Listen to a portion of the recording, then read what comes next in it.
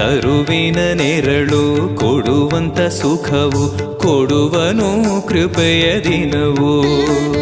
ಸ್ಥಿರ ಇರುವ ಮನ ಎನಗಿರಲಿ ಶರಣಾಗತಿ ಎಂದು ಬರಲಿ. ಭಗವಂತನ ಪ್ರಿಯ ಮಗನಿವನ ಸಾರಿ ಬದುಕು ಇರಲಿ.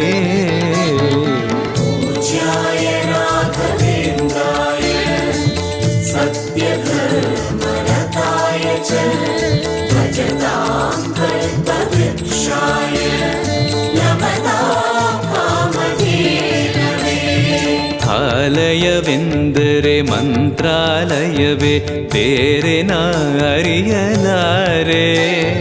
ರಾಜನು ಎಂದರೆ ಶ್ರೀ ಗುರುರಾಜನೇ ಮತ್ತು ನಾ ತಿಳಿಯಲಾರೆ. ಆಲಯವೆಂದರೆ